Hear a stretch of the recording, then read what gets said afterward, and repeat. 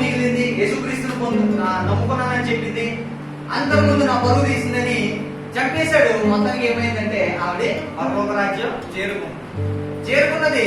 దేవుడు అంటున్నాడంట, అమ్మా నువ్వు ఏదైతే చూసావో కిందకు వెళ్ళి ప్రజలకు చెప్పు అన్నాడు. వెంటనే ఆవిడ ఓకే ప్రభా నువ్వు ఏది చెప్తే అదే చేస్తానని చెప్పి మరలా శరీరం దాల్చింది. హల్లెలూయా, హల్లెలూయా, హల్లెలూయా. మరణం మీద అధికారి ఎవరండి? మరణం మీద అధికారి ఎవరు? యేసుక్రీస్తు మాత్రమే. హల్లెలూయా. ఆవిడ వచ్చి ఆ ధర్మశాస్త్రంలో ఉన్నదంతా నేర్చుకుని, ఆ పరలోక రాజ్యంలో ఏమైతే చూసిందో అంతా నేర్చుకుని అమ్మగారు బుర్రతినేసేది అంటే ఆవిడ, అమ్మా ఇలా చెయ్యమ్మా, అమ్మా ఇలా చెయ్యమ్మా, నేనైతే నాకేం తెలియదు, నేను చదువుకోలేదు కదమ్మా, అమ్మ నేను చదువుకోలేదు కదమ్మా, నాకు పుస్తకం రాసి పెట్టమ్మా అని అంత దగ్గర 2 నెలల 3 నెలలమ్మా 3 నెలలు ఇంట్లోనే ఉండి ఆ యొక్క అమ్మమ్మ గారి యొక్క సాక్ష్యం రాశాం. హల్లెలూయా, హల్లెలూయా. కొన్ని వేల పుస్తకాలు అమ్ముడుపడిపోయి ఆమేన్. ఇప్పుడైతే లేరు, చనిపోయారు ఆవిడ. నేను ఈ మాట ఎందుకు చెప్తున్నానంటే ఆవిడలో ఉన్న ఆసక్తి చాలా గొప్పది. హల్లెలూయా. నేను బ్రతికిన క్రీస్తు కొరకే, చావైనా నాకు అది లాభమే అనుకుంది. హల్లెలూయా. పౌలు భక్తుని యొక్క వాక్యం ఆవిడ బాగా అనుసరించింది. ఏం చేసిందో తెలుసా? ఆవిడ ఏమి బీటెక్ చదువుకోలేదు, ఆవిడ ప్రార్థన ఇంగ్లీష్ లో చేస్తుంది. హల్లెలూయా, హల్లెలూయా. ఆవిడంత ఫ్లూయెంట్ గా నేను మాట్లాడలేదు. ఎందుకు మాట్లాడలేను? యెహోవా జ్ఞానము కంటే దేవుడిచ్చే జ్ఞానము బహు విలువైనది, అమూల్యమైనది. హల్లెలూయా. ఆవిడ ఇంగ్లీష్ లో మాట్లాడుతుంది తెలుసా? ఆవిడ ఏం చదువుకోలే, నిజాన్ని సంతకం పెట్టడం కూడా రాదు ఆవిడ, కానీ ఇంగ్లీష్ లో ప్లే చేస్తుంది. ఎవరు నేర్పించారు? నాకు చదువు రాదు అనుకుంటే ఇంట్లో కూర్చుంటే అవ్వదు.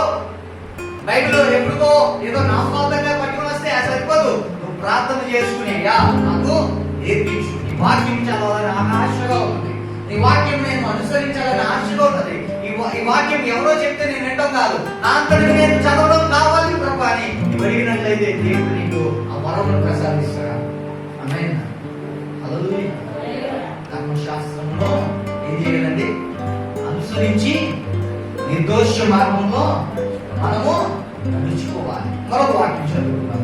కీర్తనలో పౌలు కొరింథీ సంఘానికి రాస్తున్నాడు. కొరింథీలకు రాసిన మొదటి పత్రిక 2వ అధ్యాయము చూడండి. కొరింథీలకు రాసిన మొదటి పత్రిక 2వ అధ్యాయము, కొరింథీలకు రాసిన మొదటి పత్రిక 2వ అధ్యాయము 4వ వచనం.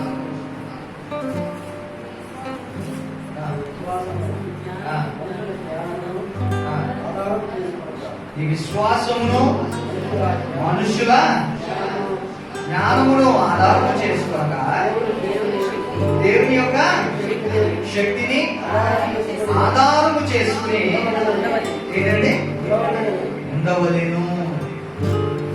ఎవరిని ఆధారం చేసుకోవాలంటే దేవుని యొక్క జ్ఞానాన్ని ఆధారం చేసుకోవాలి. మనుషులకున్న జ్ఞానము కాదు. ఈరోజు మనం డిగ్రీ చదివి ఉండొచ్చు, బీటెక్ చేసి ఉండొచ్చు, కొంతమంది చదువుకునే వ్యక్తులు ఉన్నారు.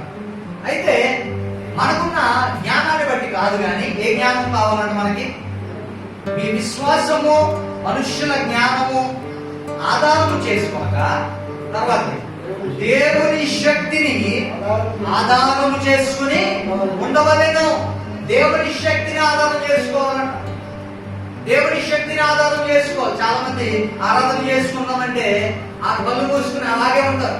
చేతులు ఎత్తి ఆరాధించడం ఉండదు, చప్పట్లు కొట్టి దేవుని స్తుతించడం ఉండదు, కళ్ళు మూసుకోవడం ఉండదు. ఎవరినో ఏదో కొత్తగా చూస్తున్నట్టు ఇలా చూసుకుంటా ఉంటారు. ఎప్పుడు సన్నిధికి వస్తాయి కదా, ఏం జరిగిందో తెలియదని. ఉదయకాలం ప్రార్థన ఉండదు. ప్రార్థన చేసుకోవాలండి, ప్రార్థన చేసుకోవాలి. మన యొక్క ప్రార్థనే ఇంకొక ఏమని చెప్పాలి, ఒక ఆశీర్వాదం నాకు చూడాలంటే ఒక బ్రిడ్జ్ అన్నమాట ప్రార్థన అనేది. హల్లెలూయా.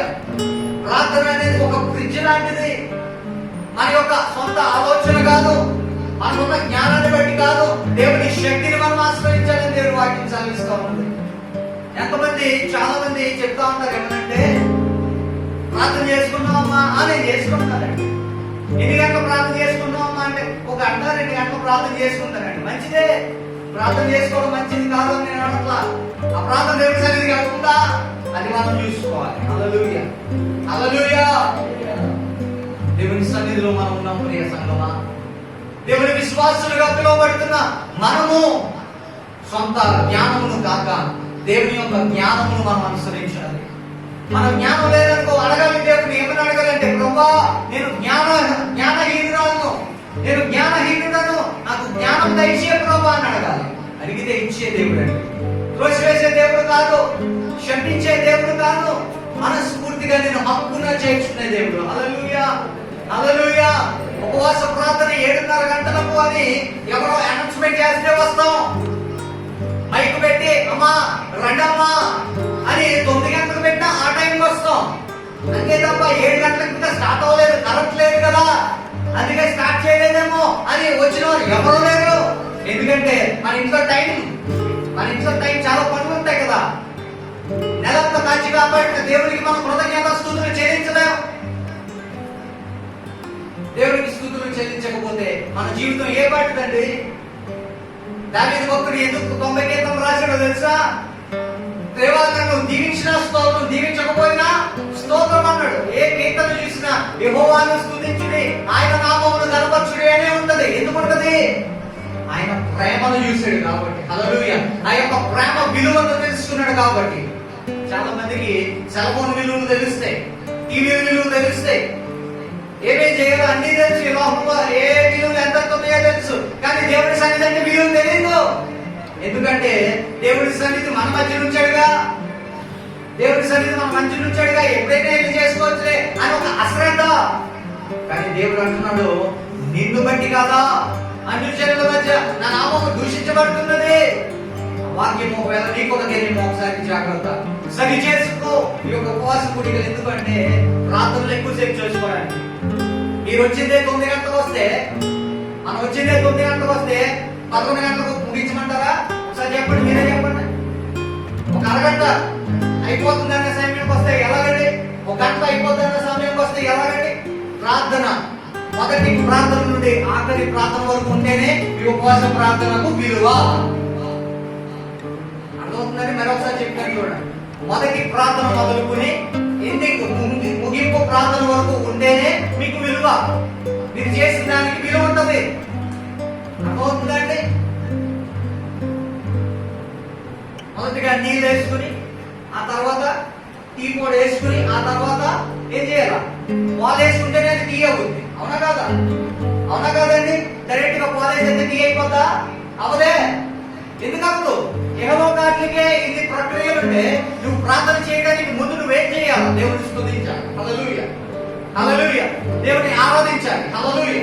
ఆ తర్వాత నువ్వు ధర్మశాస్త్రం వినాలి. ఆ తర్వాత నువ్వు ప్రార్థించాలి. అప్పుడే దేవుని సన్నిధికి వెళ్తుంది. ఈ 4 ఉంటేనే దేవుని సన్నిధికి వెళ్తుంది మీ ప్రార్థన. అది గమనించుకోండి. సీరియల్ చూసినప్పుడు నిద్ర రావు, ఏమిటి సినిమా చూసినప్పుడు నిద్ర రావు. చర్చికి రాగానే ఏంటి ఇంట్లో అంతా సమయాన్ని మీరు వెచ్చిస్తారే, రోడ్ల మీద మాట్లాడుతున్నప్పుడు అంత సమయాన్ని వెచ్చిస్తారే.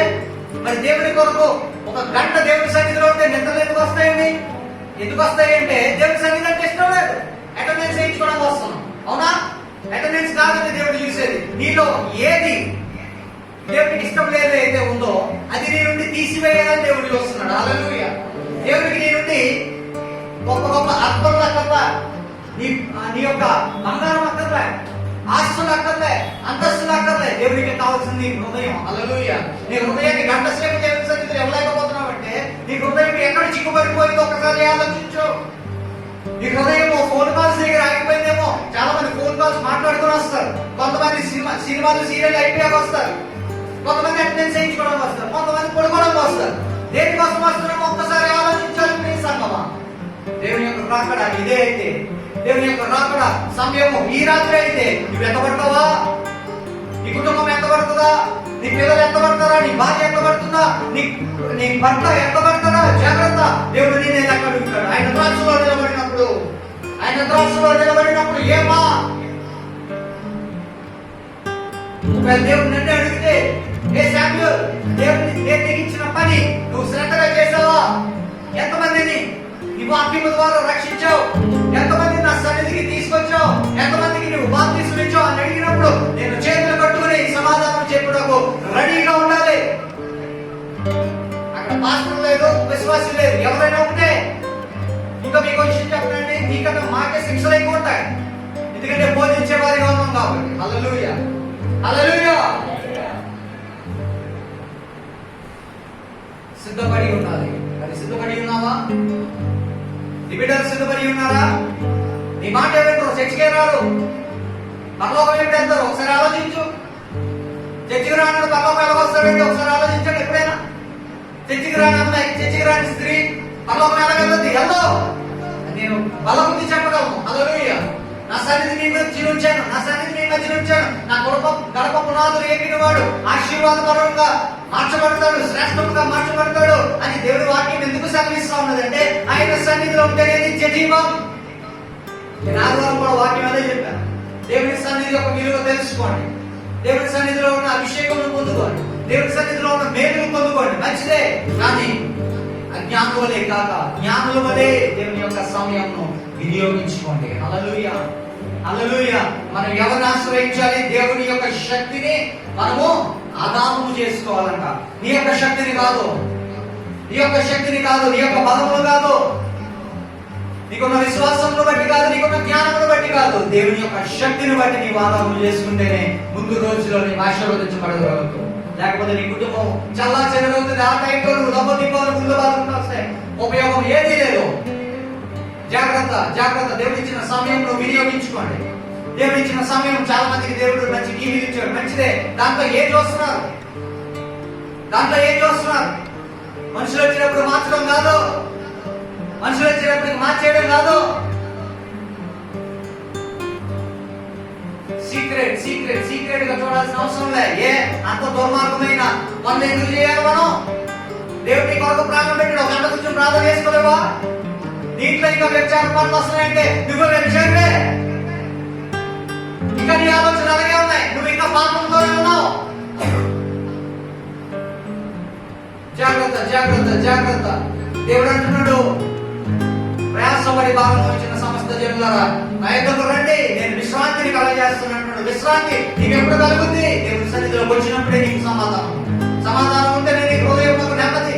నీ నెమ్మది ఉంటేనే ఆ రోజు నువ్వు మంచిగా విశ్రాంతి పొందుకోగలుగుతావు. నీ హృదయం నెమ్మదితో నింపబడుతుంది. ఎప్పుడంటే దేవుని సన్నిధిలో ఉన్న ఆవరణము, ఆ యొక్క ప్రసన్నత, పరిశుద్ధాత్మ శక్తిని నీవు ఆధారం చేసుకున్నప్పుడే. జాగ్రత్త ప్రియ సంగమా, దేవుడు నిన్ను చూస్తా ఉన్నాడు. నీ భర్తను, నీ భార్యను, నీ తల్లిదండ్రులను, నీ బిడ్డలను నువ్వు మార్చుకోకపోతే జాగ్రత్త. చివరి గడియలు వచ్చేసాయి, చివరి గడియలు వచ్చేసాయి. కన్ను రెప్ప పాటులో ఆయన యొక్క రాజ్యం వస్తుంది. ఆ రోజున నువ్వు మిగిలిపోతే వేళ్ళు ఇహలోకం మీద శ్రమలు వస్తాయి. ఆ శ్రమలో నీవు కూడా ఉండాల్సి వస్తుంది. శిక్షలు వస్తాయి. క్రైస్తవులను నువ్వు చెప్పుకుంటే చంపేస్తారు. అలాంటి రోజులు కూడా వస్తాయి. మరి నువ్వు సిద్ధముగా ఉన్నావా? బాప్తిసం తీసుకున్నానండి అని అన్నావు అనుకో, ఆ రోజు నీకు రాష్ట్రం రాదు. నువ్వు దేవుడి కోసం నువ్వు నిలబడ్డావు అనుకో, నీకు శ్రమలు వస్తాయి, శ్రమలు వస్తాయి. నిజమైన క్రైస్తవులకు శ్రమలు వస్తాయి. ఎందుకో తెలుసా? ఎందుకో తెలుసా? జయించే శక్తి దేవుడు ఇస్తాడు కాబట్టి. హల్లెలూయా. నిద్రపోయే గట్టిగా తెలియజేద్దామా? దేవుడు అంటున్నాడు, నీ యొక్క మనస్సాక్షిని కాపాడుకుంటూ దేవుని శక్తిని ఆధారము చేసుకుంటే నువ్వు ధన్యుడిగా మార్చబడతావు. హల్లెలూయా, హల్లెలూయా. ఆయన సన్నిధిలో నీవు నిలిచి ఉన్నప్పుడే నీవు ధన్యుడిగా మారుతావు, ధన్యుడిగా మార్చబడతావు. రోజు గంటకు వచ్చి ప్రార్థన చేసుకునే దేవుడి మిమ్మల్ని దీవించును గాక, మీ కుటుంబం ఆశీర్వదించును గాక. ఇంకా రావాల్సిన వారు రండి. దేవుడి సన్నిధి మన మధ్యనే ఉంది. పొద్దున పండుగకి వస్తారు కాబట్టి సాయంకాల సమయం మేము రాత్రి 10, 11, 11:30 ఆ టైంకి తాళ వేస్తున్నాం. ఎందుకు తెలుసా? ఒకవేళ లేట్గా వచ్చినైనా ప్రార్థన చేసుకుంటారేమో అని. మీ సమయాన్ని బట్టి సీరియల్ అయినా అయిపోయాక, సినిమాలు అయినా అయిపోయాక వచ్చైనా ప్రార్థన చేసుకుంటారేమో అని వచ్చే ఆశ. 9:30 కల్లా అయిపోతండి, సీరియల్ అయిపోతాయా? 9:30 కల్లా అయిపోతాయండి. 9:30 అయిపోతాయి అనుకున్నాను, నాకు తెలిసి కదా. అప్పుడైనా మీకు పర్లేదు, నేను తీసి ఉంచుతాం మీకోసం. దేవుడు మిమ్మల్ని దీవించుగా. హల్లెలూయా, హల్లెలూయా. ఒక అబ్బాయి ఉన్నాడు. ఒక అబ్బాయి వచ్చి సీసీ కెమెరా చూస్తున్నాను. కరెక్ట్గా 7:30 స్టార్ట్ చేస్తారంటే నాకు ఆ టైం ఇష్టం. మీకు చాలా మందికి ఆ టైం ఇష్టం కాబట్టి నాకు అదే టైం ఇష్టం. 7:30 ఏమొస్తుంది చెప్పండి.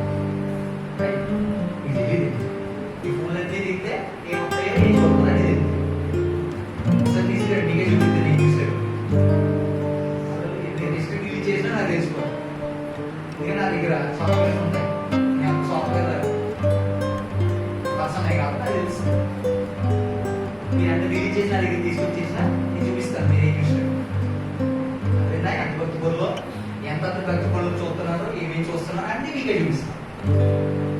జాగ్రత్త, నీ రహస్యమందు చేస్తున్న పాపము కూడా దేవుడు చూస్తున్నాడు. జాగ్రత్త, ఒళ్ళు దగ్గర పెట్టుకుని మనకి మనం పరీక్షించుకుంటూ, మన మనస్సాక్షిని పరీక్షించుకుంటూ, మన యొక్క పరిశుద్ధతను చూసుకుంటూ, ఎప్పటికప్పుడు కోపం వేసుకుంటూ, నీ ప్రార్థన యొక్క వెయిట్ ఎంతో చూసుకుంటూ, అప్పుడు నీకు ప్రార్థించగలిగిన శక్తిని పొందుకొని ఎదుటి వారి కోసం ప్రార్థన చేస్తూ, నీ కోసం ప్రార్థన చేస్తూ ఉంటేనే పరలోక రాజ్యం ఈజీగా ఇచ్చాడు.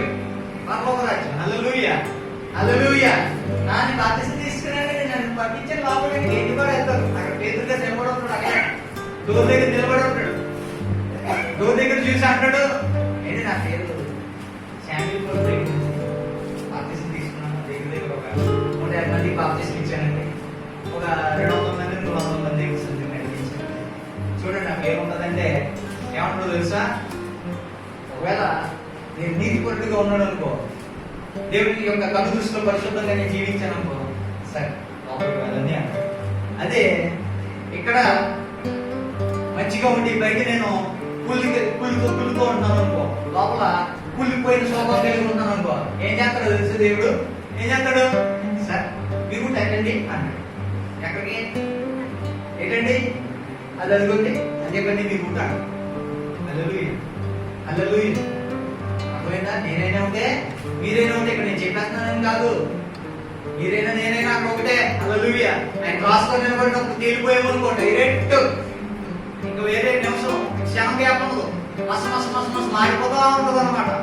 అగ్ని ఆగదో, పురుగు సాగదో, అప్పుడు జ్యోతి గారి కార్తీక దీపాలు, ఆ రోజు జ్యోతి గారి దీపాలు, నీ దీపం ఏంటో తెలుస్తుంది. ఆ రోజు శర్మం ఊడతా ఉంటుంటే డాక్టర్ బాబు వచ్చి చెప్పండి, నీకు శర్మం ఊడిపోతా ఉంటే వట్లకు వచ్చి ఊడిపెట్టదు నీకు. ఆ రోజు తెలుస్తుంది దీపాలేంటో. జాగ్రత్త, జాగ్రత్త, జాగ్రత్త ప్రియ సంగమా. దేవుని యొక్క సమయమును ఉపయోగించుకో. దేవుని యొక్క సమయమును జ్ఞాపకం చేసుకో. దేవుని యొక్క సమయమును వృధాగా గడిపొద్దు. చూసిన వాళ్ళు సరిపోక తర్వాత రోజు ఇంకోతో వస్తే నేను చేసాడే,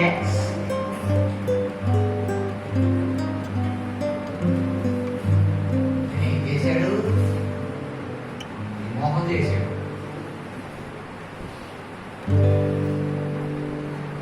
గబాగా నేను ఏదేం చదివినట్టు చెప్పగలరా? వెంటనే అడుగుతాను. చెప్తారా? ఎవరైనా రెడీగా ఉన్నారా? నేను ఏం చదివాను అడుగుతాను, వెంటనే చెప్పేస్తారా? చెప్పలేదు. ఎందుకు చెప్పలేదు? మనం చదవలేదు కాబట్టి. అది నిన్న ఏ కోర్స్ అంటే ఏ షర్ట్ వేసుకున్నాడు అని చెప్పండి, ఏ సీర కట్టుకుంది చెప్పండి, ఏ శివుడి వ్యక్తి చెప్పండి, ఏ పొంగి వేసుకుని చెప్పండి. డబ్బాలు డబ్బాలు డబ్బాలు అని చెప్పేస్తాను. నేను అడగకముందే చెప్పేస్తా ఉంటాను. ఎందుకు? ఆ యొక్క కన్ను దృష్టి ఎట్టుంది నీకు? నీ ఆశ ఎటుంది? నీ నేత్రాశ ఎటుంది? జాగ్రత్త, జాగ్రత్త. ఉపవాసం గుడికి ఎందుకంటే మనం బ్రతుకు సరి చేసుకోవడానికి. హల్లెలూయా. నీ ప్రార్థన యొక్క జీవితం సరి చేసుకోవడానికి, నీ ఆలోచన విధానం సరి చేసుకోవడానికి. రాత్రి 7:30 స్టార్ట్ అవుతుంది. ఈ రోజు కరెంట్ లేకపోతే స్టార్ట్ చేయలేకపోయాడు. చర్చికి ఇంకా లైట్స్ ఇవన్నీ తేడా వెళ్ళి లేట్ అయిపోయింది. లేకపోతే త్వరగానే స్టార్ట్ చేద్దాం. కాబట్టి 7:30 నుండి 9:30 ఈ యొక్క ప్రార్థన ముగించబడుతుంది. ఆల్రెడీ నేను టైం ముగించేశాను. ప్రైజ్ లో తల వచ్చి ప్రార్థన చేసుకున్నాం.